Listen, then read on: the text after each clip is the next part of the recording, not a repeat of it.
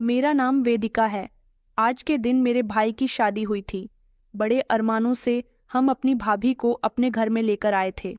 आखिरकार मेरा एक ही भाई था और मैं चाहती थी कि मैं कुछ समय तक अपनी भाभी के साथ रहूं। मेरी कोई बहन नहीं थी, इसलिए मैं अपनी भाभी को अपनी बहन बनाकर उनके साथ अपनी जिंदगी को एंजॉय करना चाहती थी।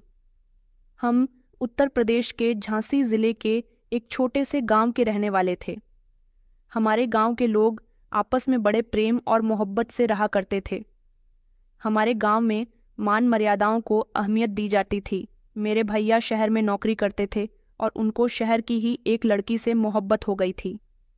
हम घर में 4 लोग थे, माँ पापा मैं और भैया। भैया अपनी पढ़ाई पूरी करने के बाद शहर नौकरी करने के लिए चले गए थे, क्योंकि भैया का मानना था कि मैं पढ़ा लिखा हूँ, मेरे मेल की यहाँ कोई भी नौकरी नहीं है। पापा को इस बात से कोई प्रॉब्लम नहीं थी। मैं भी काफ़ी पढ़ लिख गई थी। मैं भी चाहती थी कि मैं भी नौकरी करूं, लेकिन पापा ने और माँ ने मुझे नौकरी करने से रोक दिया। मैं अपने भैया से सिर्फ 3 साल छोटी थी। हम सभी लोग लगभग भैया से बहुत ज़्यादा प्यार किया करते थे। इस घर में वही होता था जैसा भैया कहा करते थे। भैया ने जब हमें अपनी पसंद के बारे में बताया तो हम लोगों को इस बात से कोई एतराज़ नहीं था कि भैया लव मैरिज करना चाहते हैं। लेकिन जब भैया ने भाभी का हमें फ़ोटो सेंड किया तो हमें बहुत खुशी हुई थी, क्योंकि भाभी बहुत सुंदर थी और शहर की पढ़ी लिखी लड़की थी, लेकिन वो गरीब फैमिली से बिलोंग करती थी। इस बारे में जब भैया ने हमें बताया तो मेरे माँ और पापा को कोई एतराज़ नहीं था। हम लोग भी मिडिल क्लास लोग थे। भैया ने माँ पापा से कहा था कि आप लोग शहर आ जाइए और गरिमा के घर रिश्ता लेकर चले जाइए। माँ पापा ने शहर जाने में देरी नहीं की, बल्कि वो तो अगले ही दिन शहर चले गए थे और गरिमा भाभी के घर रिश्ता लेकर पहुंच गए। उनके घर वालों से माँ पापा की जान पहचान हो गई थी और उसके बाद ही गरिमा भाभी और मेरे अरविंद भैया का रिश्ता तय हो गया था। मैं बहुत होश थी कि अब मुझे अपने भैया की शादी की शॉपिंग करनी चाहिए और मैंने उन दोनों की शादी में किसी तरह की कोई कमी नहीं छोड़ी थी। खूब जमकर हंगामा किया था और खूब जमकर शॉपिंग की थी। भाभी के घर वालों ने बताया था कि उनके रिश्तेदार भी हमारे गांव में ही रहते हैं। हमारी उनसे जान पहचान हो गई थी। वो भाभी के कोई दूर के रिश्तेदार नहीं थे, बल्कि भाभी की मासी का घर तो हमारी गली में ही था। भाभी के आ जाने से घर में एक अजीब सी रौनक लग गई थी। घर का माहौल खुशियों भरा हो गया था। भैया की शादी धूमधाम से की गई थी, जिसमें पूरे गांव को इनवाइट किया गया था। मुझे लगभग हमारा पूरा गांव ही अच्छी तरह से जानता था, क्योंकि मैं शुरू से ही हंसमुख बिहेवियर की रही थी। मेरे बहुत सारे सपने थे। मैं भी सोचती थी कि एक दिन मैं भी दुल्हन बनूंगी, मेरी खूब धूमधाम से शादी होगी। आखिरकार मेरे भैया कहते थे कि हम तुम्हारी शादी में कोई कमी नहीं छोड़ेंगे। मुझसे घर में सब लोग बहुत प्यार करते थे। जैसी अहमियत मुझे दी जाती थी, ऐसी ही अहमियत भाभी को भी दी जाने लगी थी। आखिरकार वो हमारे घर की मेंबर थी और अब वो भी मेरे मम्मी पापा के लिए उनकी बेटी समान ही थी। मगर गुजरते वक्त के साथ साथ मुझे भाभी कुछ अजीब सी लगने लगी थी। मुझे ऐसा लगता था जैसे भाभी को मैं बुरी लगती हूँ, क्योंकि भाभी से जब भी मैं बात करने की कोशिश करती थी तभी वो मुझे मुंह बिगाड़कर जवाब दिया करती थी। ऐसा लगता था जैसे भैया जब जब प्यार से मुझसे बात करते हैं तब तब भाभी जल जाती है। शायद ये सब कुछ भाभी से बर्दाश्त नहीं होता था कि उनके पति उनके अलावा उनके हिस्से का प्यार किसी और पर लुटा दे। मगर वो मेरे भाई थे, उनके लिए भाभी की एक अलग जगह थी और मेरे लिए अलग। तो फिर भाभी के दिल में ये ख्याल कैसे आ सकता था? भाभी को ऐसा लगता था जैसे अपने पति की मोहब्बत की हकदार सिर्फ वही है और कोई नहीं। फिलहाल वक्त इसी तरह से गुजरता जा रहा था। एक दिन पापा की तबीयत भी ज्यादा ही बिगड़ गई थी और वो इस दुनिया को छोड़कर चले गए। उनके जाने पर मैं और माँ बहुत रोए थे। माँ तो रो रो कर कह रही थी कि बेटे की तो शादी देख ली, बेटी की शादी भी अपने हाथों से कर देते, लेकिन शायद ऊपर वाले को ये सब कुछ मंजूर नहीं था। भैया ने माँ से वादा किया था कि वो मेरी शादी में कोई कसर नहीं छोड़ेंगे और मुझे पापा की कमी भी कभी महसूस नहीं होने देंगे। पापा के मरने के बाद माँ को मेरी शादी की फिक्र सताने लगी थी। उनका कहना था कि बेटा, तुम्हारे पापा तो इस दुनिया से चले गए, मैं भी बीमार रहती हूँ। मैं चाहती हूँ कि अपने जीते जी तुम्हारी शादी कर दूँ, लेकिन मैं इस बारे में क्या बोल सकती थी? मैं तो खामोशी रहती थी। मेरे बड़े मेरे लिए जो फैसला करते वही मेरे लिए सही था और मुझे उनकी मर्जी पर ही अपना सर झुका देना था। माँ मेरे लिए रिश्ते तलाश करती फिर रही थीं। भैया अभी भी शहर में नौकरी कर रहे थे, लेकिन वो पहले तो महीने में एक बार गांव आते थे। जब से पापा की मौत हुई थी तब से वो हर हफ्ते यहाँ आने लगे थे। भाभी घर का कोई काम नहीं करती थी, सारे ही काम माँ किया करती थी, लेकिन माँ ने कभी इस बारे में न तो भाभी से शिकायत की थी और ना ही भैया से। मैंने माँ से कहा भी था कि भाभी की इन हरकतों के बारे में हमें भैया से कहना चाहिए या फिर भाभी से ही बात करनी चाहिए। मेरी माँ कहती थी कि बेटा ये तुम कैसी बातें कर रही हो, मैं अपनी बहू के दिल से उतरना नहीं चाहती। बहू तो पहले ही घर के सारे काम करती है। अरे जब अरविंद आ जाता है तब तो वो घर के सारे ही काम करती है ना। माँ की बात पर मैं खामोश हो गई थी। मैं खुद भी घर के सारे काम किया करती थी। भाभी के साथ मेरा बिहेवियर बहुत अच्छा रहता था, बस भाभी का ही कभी कभी मूड मेरी तरफ से खराब हो जाता था। भैया जब भी गांव आते थे शहर से मेरे लिए थोड़ा बहुत सामान लेकर आया करते थे, क्योंकि भैया को भी अब मेरी शादी की फिक्र हो रही थी। जैसे माँ मेरे लिए रिश्ते तलाश कर रही थी, ऐसे ही भैया मेरी शादी का इंतजाम करते हुए चल रहे थे। ये सब ना जाने क्यों भाभी को बिल्कुल भी अच्छा नहीं लगता था। भाभी कह रही थी कि अभी तो वेदिका का रिश्ता भी नहीं लगा और आप अभी से उसके दहेज का सामान लाने लगे हो। भैया कहते थे कि वेदिका मेरी इकलौती बहन है, मैं उसको ढेर सारे दहेज के साथ विदा करूंगा। मेरी बहन को अपने ससुराल में कोई कमी नहीं होनी चाहिए। कुछ समय गुजर गया था, तभी गांव के एक जमींदार के यहाँ से मेरा रिश्ता आया था।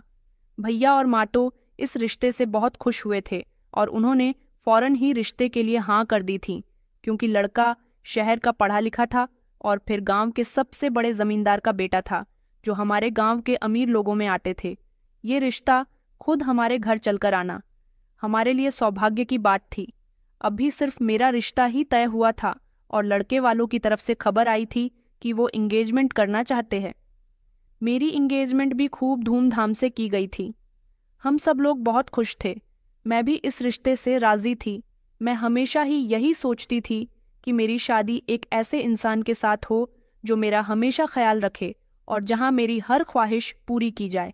मेरा होने वाला पति रचित बहुत अच्छा था और गांव का सबसे हैंडसम लड़का था, जिसको गांव की लगभग सारी ही लड़कियां पसंद करती थीं।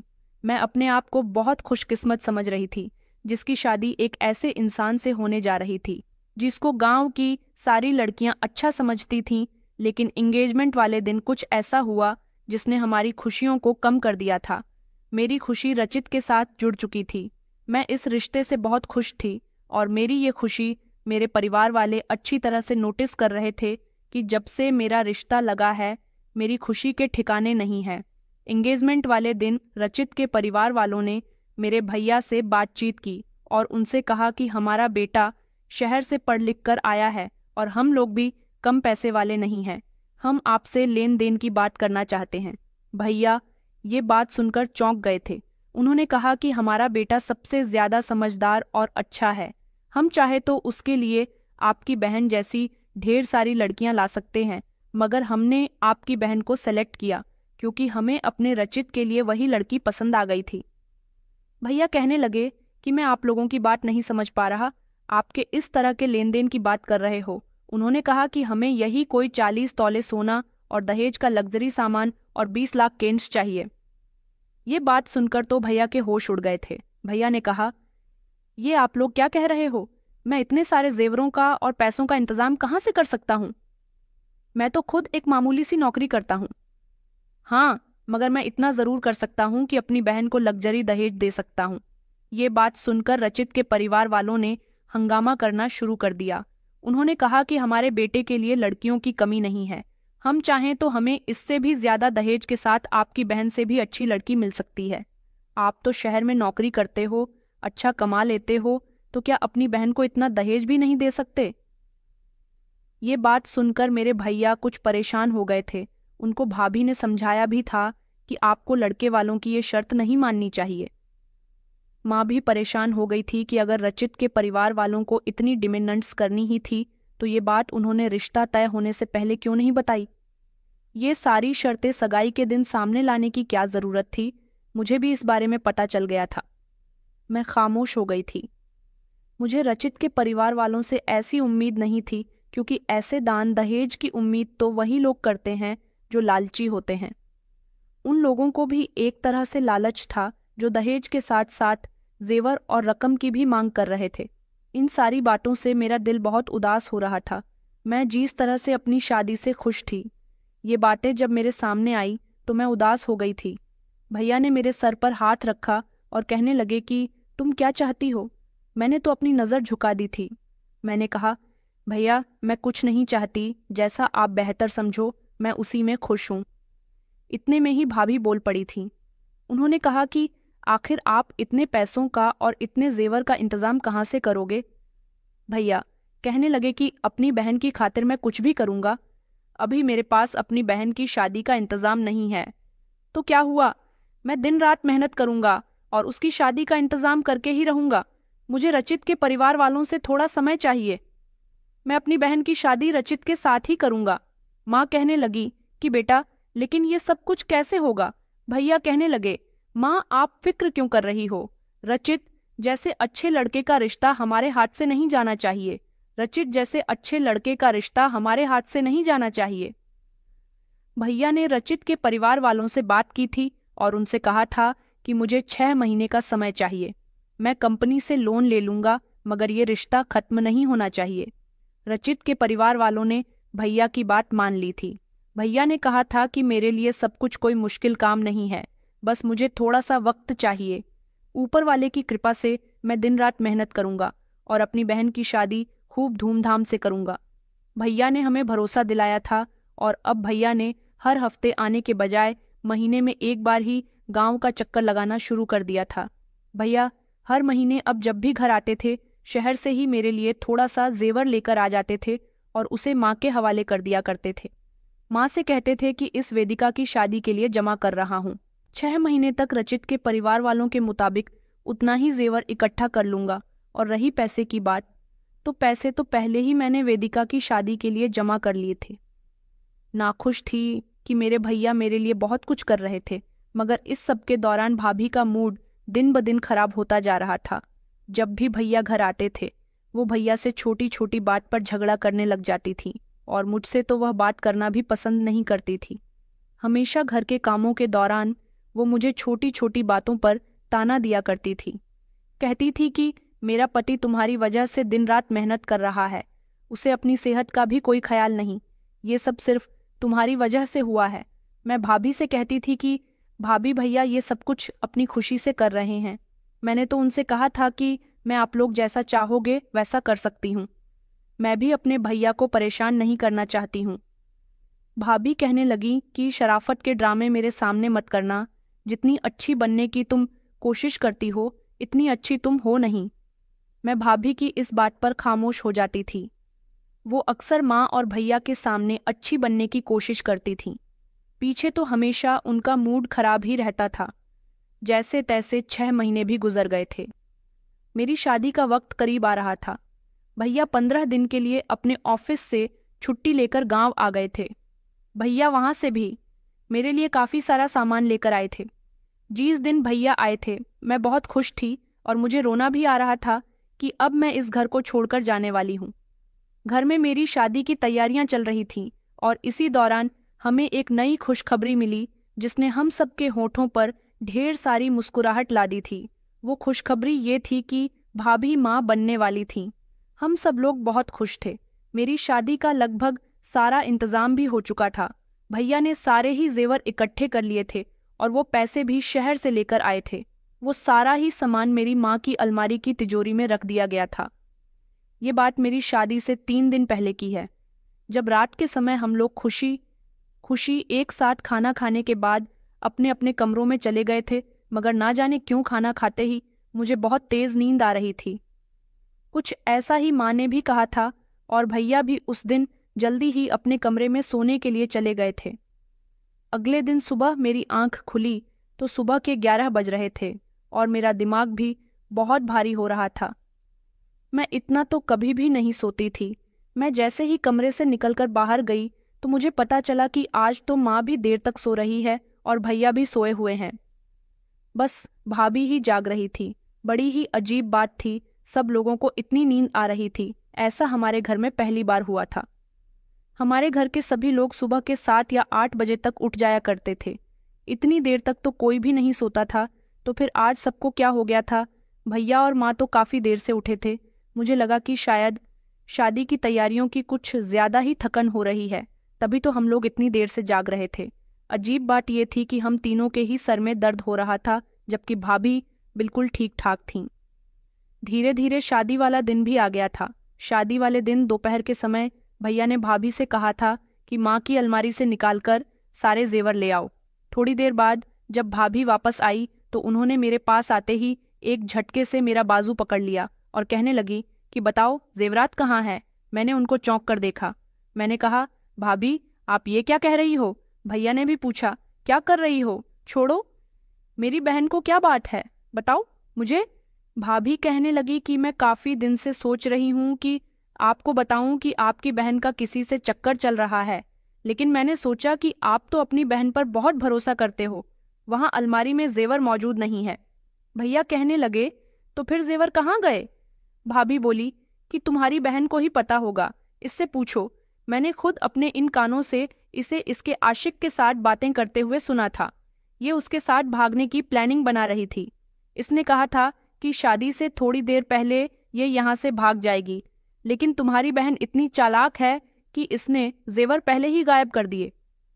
माँ ने भी भाभी से कहा, ये तुम क्या कह रही हो? तुम मेरी बेटी के बारे में ऐसा कैसे कह सकती हो? भाभी कहने लगी कि मैं सच कह रही हूँ। मैंने खुद अपनी आंखों से वेदिका को कई बार उस लड़के से बातें करते हुए देखा है। भैया कहने लगे, कौन लड़का? तो भाभी ने कहा कि मुझे नहीं पता कौन लड़का, ये तो तुम्हारी बहन ही बताएंगे कि वो कौन है। मैंने भैया की तरफ घबराते हुए देखा।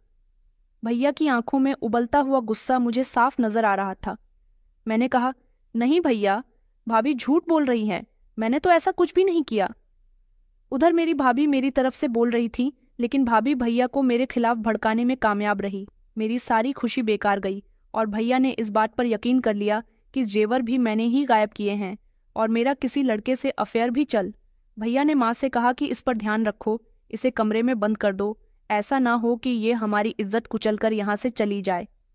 साथ ही साथ भैया बार बार मुझसे ये भी पूछ रहे थे कि तुमने जेवर किसको दिए, मगर मुझे पता ही नहीं था कि जेवर कहाँ गए, तो मैं उनको क्या बताती। मेरा तो रो रोकर बुरा हाल हो चुका था। माँ की तबीयत बिगड़ी तो उन्हें कमरे में पहुंचा दिया गया था। हम लोग इस मामले में ज्यादा बात भी नहीं कर सकते थे क्योंकि घर में मेहमान मौजूद थे। फिलहाल जैसे तैसे शाम का समय आ गया था और बारात आने में कुछ ही देर रह गई थी। भैया बहुत परेशान थे। उन्होंने इतने समय से शादी के लिए जो बंदोबस्त किया था वो पूरी तरह से बर्बाद हो चुका था। बारात भी आ गई और मुझे दुल्हन बना दिया गया था। मुझे नहीं पता था कि मेरे भैया अपनी पत्नी की बातों में आकर अपनी बहन को दोषी समझ सकते हैं। मुझे अपनी माँ से ऐसी उम्मीद नहीं थी, लेकिन भाभी ने माँ पर भी ऐसा जादू टोना किया कि माँ भी भाभी की बातों में पूरी तरह से आ गई थी। अब सब कुछ वक्त पर छोड़ दिया गया था। बारात आ गई और जैसे ही फेरों के लिए मुझे बुलाया गया तो रचित के परिवार वालों ने कहा कि हम दुल्हन को मंडप में बुलवाने से पहले दहेज की रकम और जेवरात देखना चाहते हैं। ये बात सुनते ही मेरे भैया के होश उड़ गए थे। अभी तक तो ये बात छुपी हुई थी कि जेवर गायब हो चुके हैं, लेकिन अब जान हथेली पर आ चुकी थी। माँ और भैया बहुत परेशान हो रहे थे कि अब क्या करे। इज्जत बेइज्जती का सवाल था। सारे मेहमान आ चुके थे, बारात भी आई हुई थी, लेकिन जेवर नहीं मिल रहे थे। भैया ने मेरे ससुराल वालों को बहलाने की बहुत कोशिश की। उनसे कहा भी था कि शादी की रस्में तो शुरू कीजिए, लेन देन की बात तो बाद में भी हो जाएगी, लेकिन वो तो अपनी बात पर अटल थे। कहने लगे कि लेन देन की बात पहले होगी, शादी की रस्में बाद में भी हो जाएंगी। हम यहाँ शादी करने के लिए ही तो आए हैं। शादी में एक अजीब सा हंगामा क्रिएट हो गया था। काफी समय तक ये बात छुपाने की कोशिश की थी कि जेवर नहीं है, लेकिन वक्त निकलता जा रहा था। रचित के परिवार वाले हंगामा कर रहे थे। उन्होंने कहा था कि पहले लेन देन होगा, उसके बाद शादी होगी, और फिर भैया के मुंह से वो शब्द निकल ही गए थे कि हमारा जेवर चोरी हो गया है। मुझे माफ कर दीजिए, मैं बहुत शर्मिंदा हूँ, लेकिन आप लोग शादी को अंजाम दीजिए। मैं शादी के बाद सादे जेवरात का बंदोबस्त दोबारा से कर दूंगा, बस मुझे थोड़ा सा समय दीजिए भैया। ये बात हाथ जोड़ते हुए कह रहे थे। ये बात सुनकर रचित के पिता जोर जोर से हंसने लगे। उन्होंने कहा, तो तुमने यहाँ हमारा मजाक बनाने के लिए हमें बुलाया है? भैया तो खुद भी नहीं समझ पा रहे थे कि वो लोग किस तरह की बातें कर रहे हैं, तो फिर वो उनकी मजाक कैसे बना सकते थे। उन्होंने शोर मचाना शुरू कर दिया कि तुम लोगों के पास कुछ भी नहीं है और चले हो मेरे पढ़े लिखे खूबसूरत बेटे से अपनी बेटी को बिहाने। ये बात हमने मंगनी के दौरान ही तय कर ली थी। तुम्हें इस समय सोचना चाहिए था। तुम झूठ बोल रहे हो कि जेवर चोरी हो गया। अरे तुमने जेवर का बंदोबस्त ही नहीं किया होगा, हमने तुमसे मांगा ही किया था। भैया कहने लगे कि देखिए, मैंने कहा ना कि सिर्फ जेवर ही तो चोरी हुए हैं, 20 लाख नकद और दान दहेज का सामान मौजूद है। मैं आपसे वादा करता हूँ, मैं जेवर का बंदोबस्त भी जल्द ही कर दूंगा। लेकिन उन लोगों पर तो जैसे मेरे भैया की रिक्वेस्ट का कोई असर ही नहीं हो रहा था। भैया की आंखों में आंसू थे। उन लोगों ने एक न सुनी और बारात वापस लेकर जाने लगे थे। मेरे भैया उनके पैरों में गिरकर उनसे माफी मांगने लगे, उनसे मिन्नतें करने लगे, मगर उन पर कोई असर नहीं हुआ। भाभी एक तरफ खड़ी ये सारा तमाशा देख रही थी, जिनकी लगाई हुई आग थी। जेवर कहाँ गए थे, किसने लिए थे, ये तो मैं नहीं जानती थी, लेकिन मेरे किरदार पर जो उन्होंने सवाल उठाया था वो बेहद ही बुरा था। मेरी बारात वापस जा चुकी थी।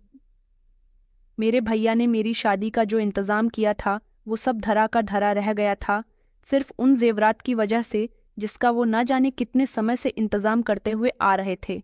भैया मेरे करीब आए और उन्होंने मेरे मुंह पर थप्पड़ मार दिया। कहने लगे कि आज ये सब कुछ तुम्हारी वजह से हुआ है। तुम्हारी वजह से मुझे लोगों की बेइज्जती का सामना करना पड़ रहा है। सारे मेहमानों के सामने भैया ने मुझ पर हाथ उठाया था। इस बात ने मेरा दिल तोड़कर रख दिया था। माँ भी मुझे बद्दुआ दे रही थी, कह रही थी, तू जन्म से पहले ही क्यों नहीं मर गई? अगर तू पहले मर जाती तो आज हमें ये दिन देखना ना पड़ता। लेकिन मैं उन लोगों को कैसे समझाती कि मैंने तो कुछ भी नहीं किया है। कोई मेरी बात ना तो सुनने के लिए तैयार था और ना ही समझने के लिए। भाभी के चेहरे पर एक अजीब सी शातिराना मुस्कुराहट थी। मैं समझ गई थी कि ये सब भाभी ने किया है। उन्होंने मेरे साथ अच्छा नहीं किया था। मेरे भाई की बहुत बेइज्जती हो रही थी। भैया कहते थे कि इस समय कोई मेरी इज्जत रख ले, कोई तू इसे अपना ले। भैया अपनी पगड़ी हाथ में पकड़कर फूट फूट कर रो रहे थे और मेरी माँ की तबीयत बिगड़ती जा रही थी। आसपास खड़े सारे ही लोग तमाशा देख रहे थे। भैया कहने लगे कि अब मेरी बहन से शादी कौन करेगा? दहेज की वजह से मेरी बहन की बारात वापस लौट गई। अब मैं क्या करूं? हम सब लोग ही फूट फूट कर रो रहे थे जब अचानक मेहमानों के बीच से एक जोरदार आवाज आई और हमने जैसे ही उधर की तरफ नजर डाली तो हम सब लोग दंग रह गए थे जब वो इंसान हमारे सामने आया और कहने लगा कि मैं आपकी बहन से शादी करूंगा, कि आप अपनी बहन का हाथ मेरे हाथ में देना पसंद करोगे? ये सवाल सुनते ही भैया ने चौंक कर उसकी तरफ देखा। ये तो हमारे गांव में सब्जी बेचता है। ये शब्द मेरे पीछे खड़ी हमारे गांव की कमला चाची ने कहा था। उनकी बात पर उसने कहा कि जी, मैं गांव में अपना सब्जी का ठेला लेकर घर घर सब्जी बेचता हूँ। इतना तो कमा ही लेता हूँ कि आपकी बहन का पेट इज्जत से भर सकूंगा। जरा आप सोचिए, जिस परिवार में आप अपनी बहन की शादी करना चाहते थे, इस बात की क्या गारंटी है कि बहुत सारा दान दहेज देने के बाद भी आपकी बहन वहां खुश रहती? अरे वो तो लालची लोग थे। उन लोगों के लिए तो सबसे बड़ी दौलत ये थी कि वो आपकी बहन को अपने घर की बहू बनाने जा रहे थे, और वो लड़का जिसके साथ आपकी बहन की शादी होने जा रही थी, वो खामोशी से अपने माता पिता की कही हुई हर बात को सुनता रहा। वो पढ़ा लिखा था, उसे इस बात पर ऑब्जेक्शन उठाना चाहिए था, मगर वो बिल्कुल खामोश रहा। उसे तो वही सब ठीक लगा जैसा उसके माता पिता कर रहे थे। आप अपनी बहन को इतना सारा दान दहेज देकर विदा करते और शादी के बाद भी ससुराल वाले आपकी बहन पर अत्याचार करते, तब भी वो लड़का खामोशी से सब कुछ देखता रहता, लेकिन कभी अपनी पत्नी का रखवाला नहीं बनता। उसने मेरे भैया के सामने हाथ जोड़ दिए और कहने लगा कि देखिए, मैं भले ही कम कमाता हूँ, लेकिन आपकी बहन का सारी जिंदगी बहुत ख्याल रखूंगा। मैं आपसे इस बात का वादा करता हूँ। ये सारी बातें सुनकर भैया के दिल में एक आंस जाग गई थी। वो उसकी बातों से इम्प्रेस हुए थे और इस तरह उन्होंने मेरी शादी उसके साथ करने का फैसला कर लिया था। लेकिन दिल ही दिल में मैं सोच रही थी कि मेरी जिंदगी में ये कैसा मोड़ आ गया, जहां मैं रचित के सपने देख रही थी, वहाँ आज मेरी शादी रचित के अलावा एक मामूली सी सब्जी वाले से हो रही थी। उसकी कोई औकात नहीं थी, उसके आगे पीछे कोई नहीं था, उसका कोई परिवार नहीं था। फिर भी मेरी शादी उसके साथ होने जा रही थी। मैं खामोशी से सब कुछ बर्दाश्त करती रही। उस समय अपने भाई की इज्जत की खातिर मैंने उसके साथ शादी कर ली थी, लेकिन मेरे दिल में कहीं ना कहीं ये शिकायत और कमी रह गई थी कि भैया को एक बार मेरी मर्जी तो पूछनी चाहिए थी, मुझे वक्त देना चाहिए था। मुझ पर इल्ज़ाम लगाया गया, मुझे बदनाम किया गया। मेरी बारात वापस चली गई और मेरा हाथ एक मामूली से सब्जी वाले के हाथ में दे दिया गया। इस तरह मेरे भैया ने मुझसे अपना हाथ छुड़ा लिया था। भैया को मुझ पर इतना गुस्सा आ रहा था कि उन्होंने मेरे सर पर हाथ भी नहीं रखा, मुझे गले से भी नहीं लगाया और मुझे आशीर्वाद भी नहीं दिया। मैं खामोशी के साथ उस सब्जी वाले पुनीत से शादी करके उसके घर आ गई थी। उसका छोटा सा घर था, एक ऐसा छोटा सा घर जिसके बारे में कभी मैंने सोचा भी नहीं था, जो जगह जगह से टूटा हुआ था। ऐसा लगता था जैसे घर की मरम्मत को हुए कई साल हो गए। उसके घर की हालत इतनी खराब हो रही थी कि मेरा मन नहीं कर रहा था कि मैं बिस्तर पर बैठ जाऊं। जगह जगह मकड़ी के जाले लटक रहे थे, ढेर सारी धूल थी और घर में बेहद गंदगी फैली हुई थी। ऐसा लग रहा था कि ये घर कब से खाली पड़ा हुआ है। उसने मुझे बिस्तर पर बैठने का इशारा दिया। मैं बैठ गई और अपनी जिंदगी में आने वाले इस भूचाल के बारे में सोचने लगी कि मैंने क्या सोचा था और ये सब क्या हो गया। इतने में ही वो मेरे करीब आकर बैठ गया। मैं घबरा गई थी। मैं उसके नज़दीक आने से पीछे हटी। उसने कहा कि आपको परेशान होने की ज़रूरत नहीं है। उसने हाथ बढ़ाते हुए मुझे एक छोटा सा गिफ्ट दिया और कहने लगा, ये मैं आपके लिए लाया हूँ। मुझे लगा कि कोई मामूली सा तोहफा होगा, लेकिन जैसे ही मैंने उसका गिफ्ट खोलकर देखा तो मेरे होश उड़ गए थे। उसमें तो हीरे की अंगूठी थी। उसके घर की हालत देखकर तो मुझे अपने हाथों में मौजूद सोने की अंगूठी देखकर विश्वास नहीं हो रहा था। उसने कहा कि आप क्या सोच रही हो? मैंने कहा कुछ नहीं, ये इतनी महंगी अंगूठी आपके पास। तभी वो मेरी बात पर हंसने लगा और कहने लगा कि मैं आपको अपने बारे में कुछ बताना चाहता हूँ। अब मेरी आपसे शादी हो चुकी है, इसलिए मैं आपसे कुछ भी नहीं छुपाऊंगा। दरअसल मैं झारखंड से आया हूँ और वहाँ के इलाके का डीएम हूँ। काफी समय से मुझे लोगों से शिकायत मिल रही थी कि इस गांव में कुछ लोग जमीनों का अवैध कारोबार कर रहे हैं। मैं बस उन लोगों के बारे में जानने के लिए और उनकी तलाश करने के लिए ही यहाँ आया था। तब भी मैंने अपनी पहचान बदल ली और मैं सब्जी वाला बन गया था। मुझे यहाँ आए हुए 10 दिन से ज्यादा गुजर गए। मैं यहाँ इस घर में रह रहा हूँ। सारा दिन मैं सब्जी वाला बनकर इधर उधर घूमता रहता हूँ ताकि हर चीज पर मेरी नजर रह सके और मुझे उन लोगों के बारे में पता चल सके जो यहाँ जमीनों पर अपना अवैध कब्जा करके बैठ गए हैं। मैंने देखा है कि इस गांव की कंडीशन भी बहुत खराब है। सरकार इस गांव पर ज्यादा ध्यान नहीं दे रही। मैं गांव के लोगों की मदद करना चाहता हूँ, यहाँ विकास करना चाहता हूँ।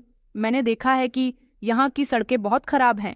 आज जब मैंने तुम्हारे लाचार भाई को देखा और देखा कि यहाँ दहेज प्रथा बहुत मामूली सी चीज है, दहेज पूरा न होने पर तुम्हारी बारात वापस लौट गई, तो ये सब मुझसे देखा नहीं गया, इसलिए मैं आगे आ गया और उस समय तुम्हारे भाई की इज्जत बचाने के लिए मैंने तुमसे शादी कर ली। तुम्हें मैंने पहली बार नहीं देखा, 1-2 बार, और मैं तुम्हें देख चुका हूँ। जब तुम अपने घर से निकलती बढ़ती थी, मुझे तुम पसंद आ गई थी और आज मेरी पसंद को ऊपर वाले ने मेरा कर दिया।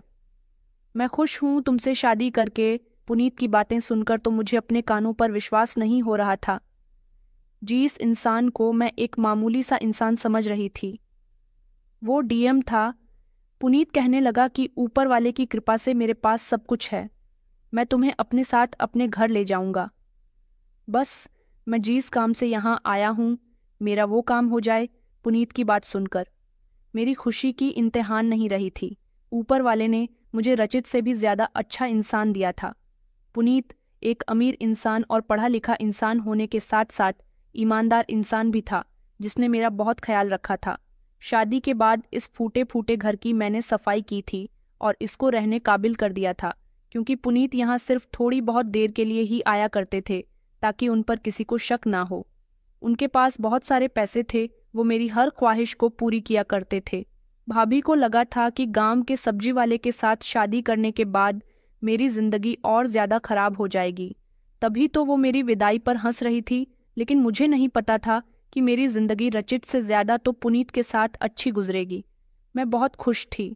पुनीत ने मुझे ढेर सारी शॉपिंग करवाई थी। वे शादी के कुछ दिनों बाद जब अपने मायके गई तो ये देखकर मुझे बेहद अफसोस हुआ था कि भाभी बेहद बीमार थी और पता चला कि भाभी का मिसकरगे हो गया। जिस पर भाभी फूट फूट कर रो रही थी, मगर मेरी ऐसी हालत देखकर वो हैरान रह गई थी। उन्हें तो लगता था कि मैं पुनीत से शादी करने के बाद गरीबी की जिंदगी गुजार रही होंगी, लेकिन जब उन्होंने मेरे ठाट बाट देखे तो उनकी आंखें फटी की फटी रह गई थीं। मैं भाभी के पास गई और मैंने भाभी को बताया कि आपने मेरे साथ बहुत बुरा किया। आपको आपके किए की सज़ा ऊपर वाले ने दे दी, और आपने जो मेरे साथ किया उसको मैंने खामोशी से बर्दाश्त किया, तो ऊपर वाले ने मुझे भी उसका फल दे दिया। मेरा पति कोई मामूली सा सब्जी बेचने वाला नहीं है, बल्कि वो एक बहुत बड़ा अधिकारी है और यहाँ किसी केस के सिलसिले में आया हुआ है। मेरी पूरी बात सुनने के बाद भाभी फूट फूट कर रोने लगी और कहने लगी कि मुझे माफ़ कर दो, तुम ठीक कहती हो, मैंने तुम्हारे साथ गलत किया। मैंने अपने बच्चे के लिए अपनी आंखों में न जाने कितने सपने सजाए थे मेरे, वो सारे सपने टूट गए बिल्कुल उसी तरह जिस तरह मैंने तुम्हारी खुशियां छीन ली तुम्हारे जाने के बाद। मैं सीढ़ियों से गिर गई और मैंने अपने बच्चे को खो दिया। मैंने कहा, भाभी, आपने मेरे साथ ये सब कुछ क्यों किया था? भला मैंने आपका क्या बिगाड़ा था?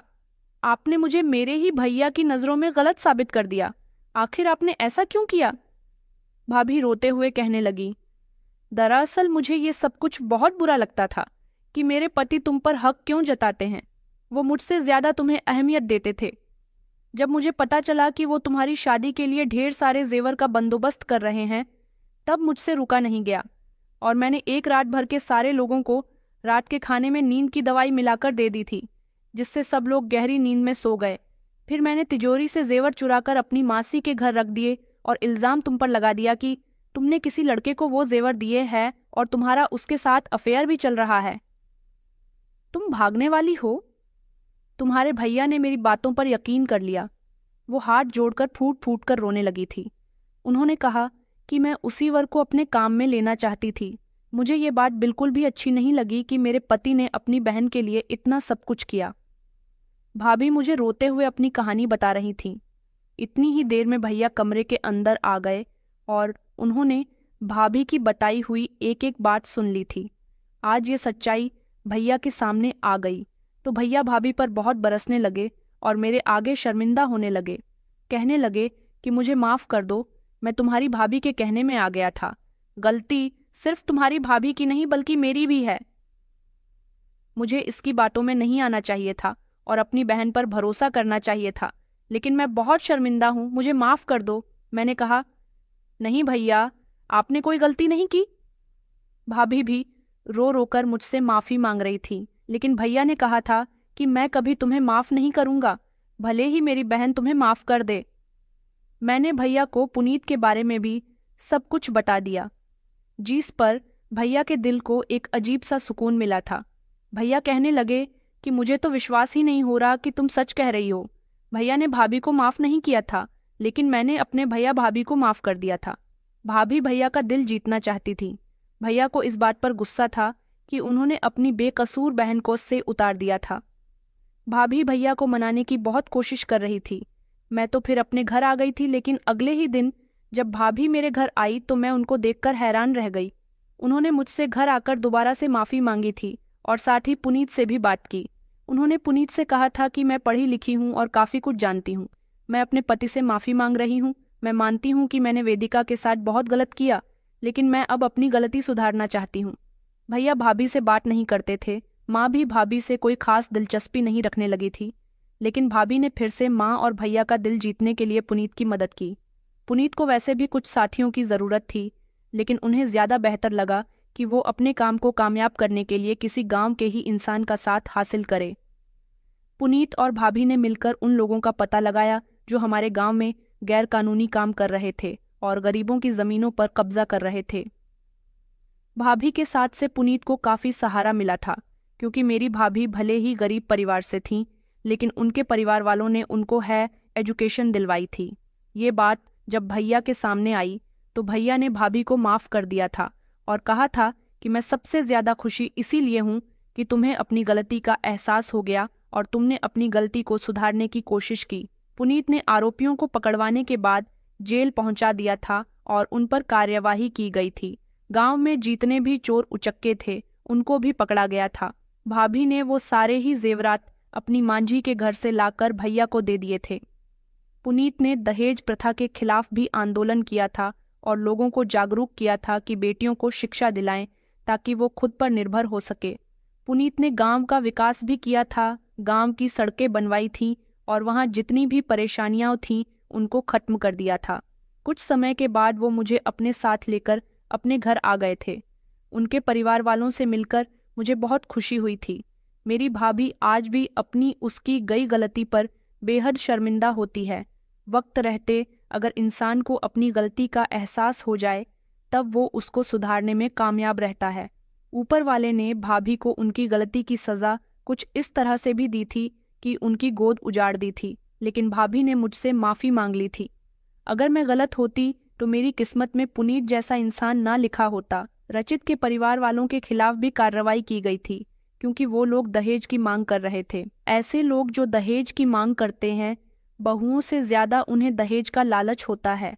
वो लोग कभी भी आपकी बेटी को खुश नहीं रख सकते।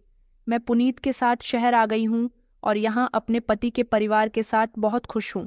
मैं प्रार्थना करती हूँ कि ऊपर वाला मेरी भाभी की गोद फिर से भर दे क्योंकि मैंने उन्हें दिल से माफ़ कर दिया है। तो दोस्तों, उम्मीद करती हूँ आपको हमारी कहानी पसंद आई होगी। कहानी पसंद आई है तो वीडियो को लाइक और चैनल को सब्सक्राइब करें। धन्यवाद।